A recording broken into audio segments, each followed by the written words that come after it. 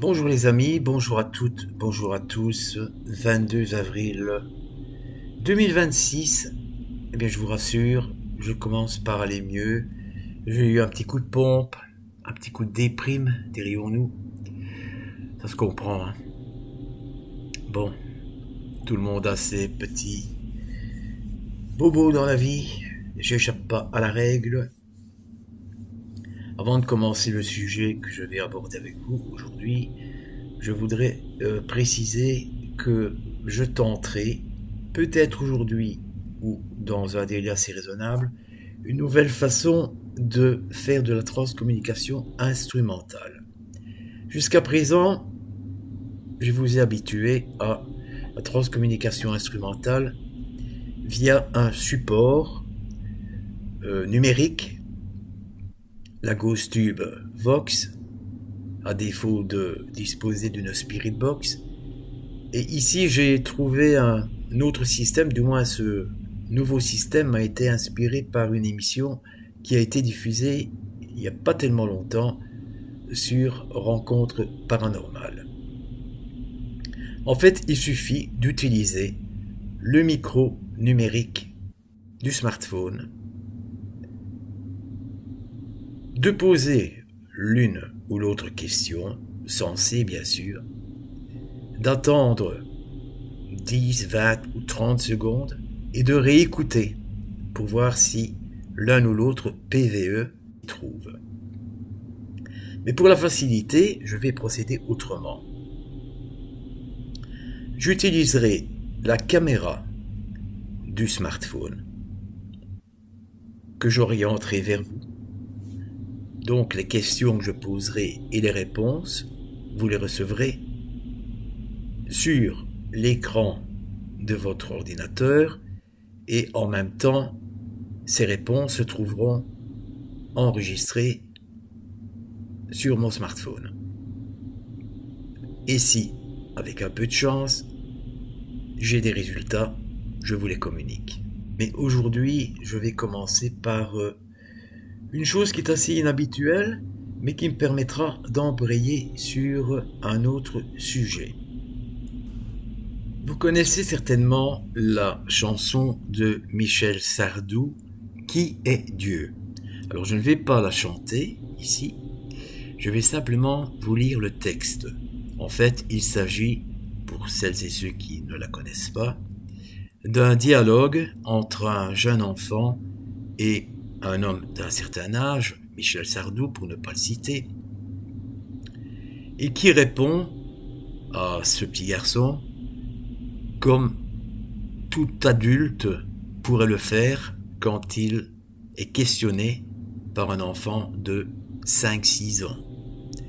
Et ça va m'amener tout doucement à enchaîner sur un autre sujet.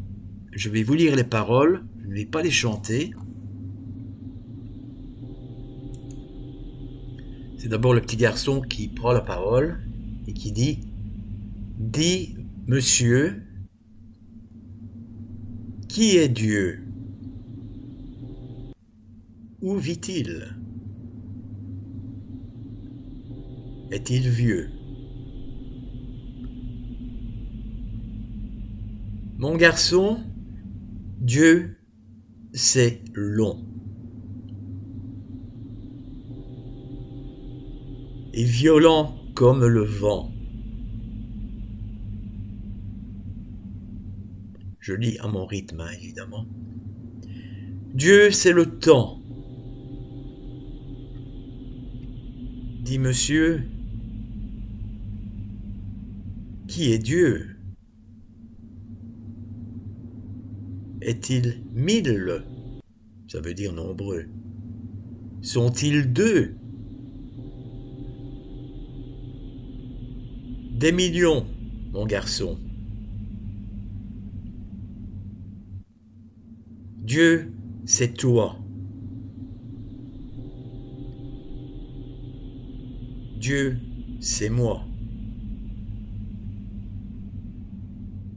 Mais Dieu, c'est-on autant de dieux qu'il y a d'églises, aussi nombreux qu'il y a d'humains? Dieu, c'est le temps qui s'éternise. C'est ta naissance et c'est ta fin. Autant de fois qu'il y a d'étoiles, Dieu n'est plus sur la croix. Mais il est dans l'horloge des cathédrales.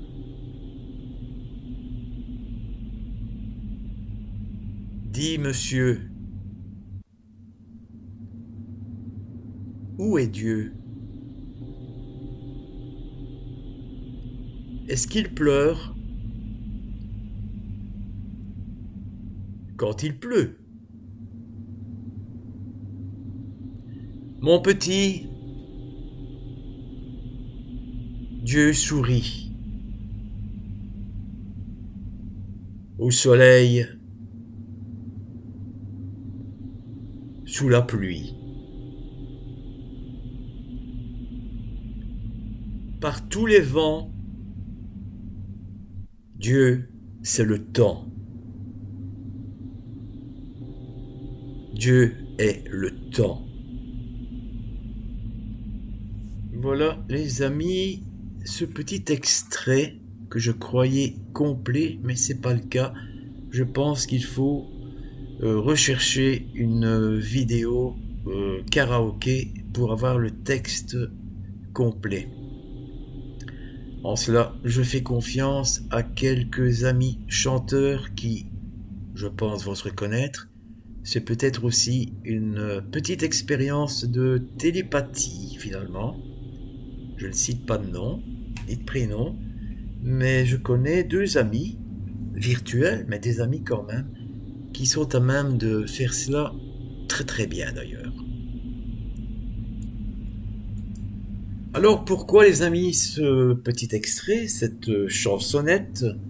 Eh bien parce que je voulais vous parler du panthéisme. Alors qu'est le panthéisme? Le panthéisme, c'est une doctrine philosophique ou religieuse identifiant Dieu à l'univers. Tout est Dieu, entre guillemets.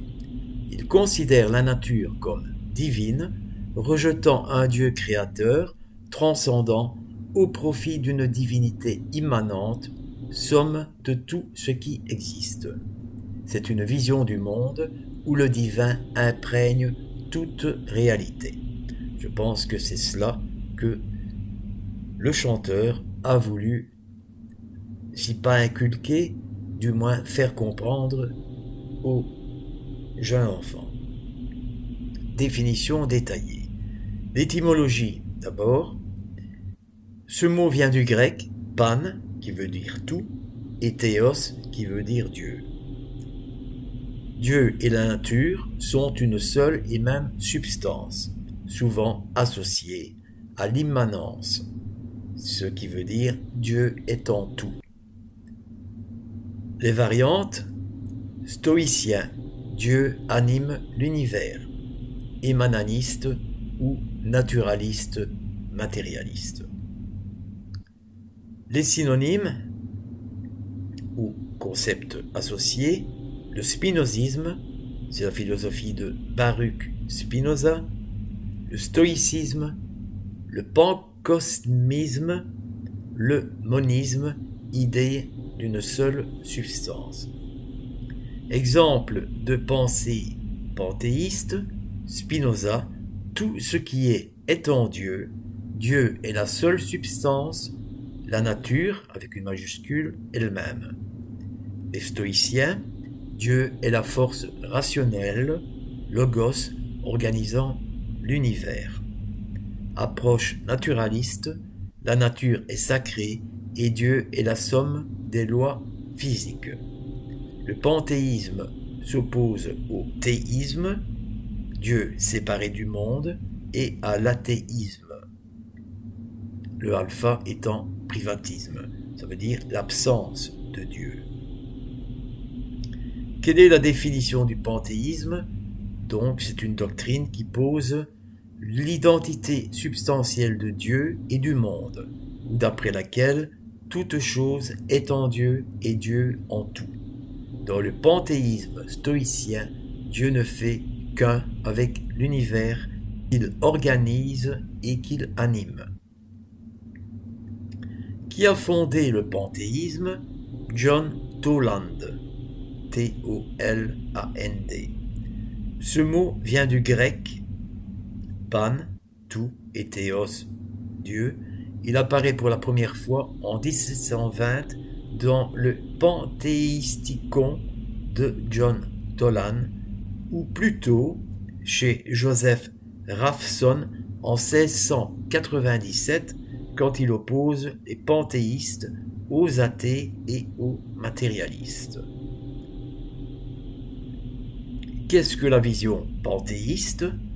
Le panthéisme formel ou panthéisme acosmique, toujours alpha privatif, identifie le monde à Dieu. La nature n'est que la simple manifestation de l'absolu, avec un A majuscule. Il y a Dieu, il y a le monde, mais le monde se fond en Dieu. Dieu est la seule réalité et le monde en est l'émanation. Synonyme de panthéisme, religion, spinozisme, stoïcisme. Les catholiques croient-ils au panenthéisme? Plusieurs auteurs catholiques ordonnés, dont Richard Rohr, David Steindl-Rast et Thomas Keeling, suggéraient que le panenthéisme est la conception originelle du christianisme. Ils affirment que cette conception est directement étayée par l'expérience mystique et les enseignements de Jésus et de l'apôtre Paul. Que dit la Bible sur le panthéisme? Telle est la conception claire de la vision judéo-chrétienne du monde. Contrairement aux religions orientales, où Dieu est perçu comme tout, le panthéisme, ou en toute chose, panenthéisme, l'enseignement biblique affirme qu'il existe un Dieu éternel, personnel et infini qu'il ne faut pas confondre avec sa création. Un catholique peut-il être panthéiste?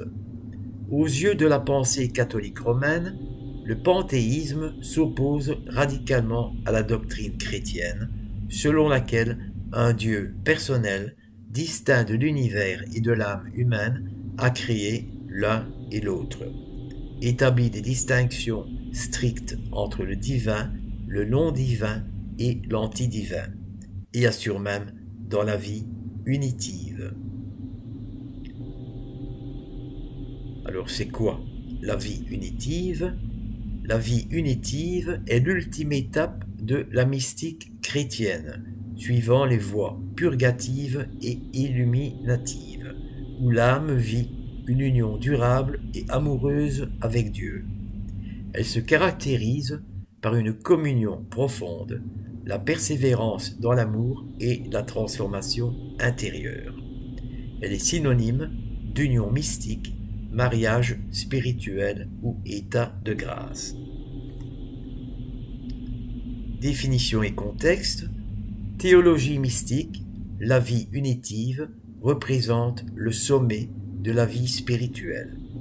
Après avoir purifié son cœur et reçu la lumière divine, le fidèle ou le mystique s'unit à Dieu par pur amour, entre guillemets. Les trois voies, elle clôt le processus ascétique traditionnel, voie purgative, purification, voie illuminative, illumination, voie unitive, union. Expérience intérieure, selon le dictionnaire, la vie unitive est décrite comme une relation continue de l'âme avec Dieu. Voilà les amis, ce petit encas, je vais dire cela ainsi, avant d'aborder quelques écrits plus longs, plus précis également. À tout de suite.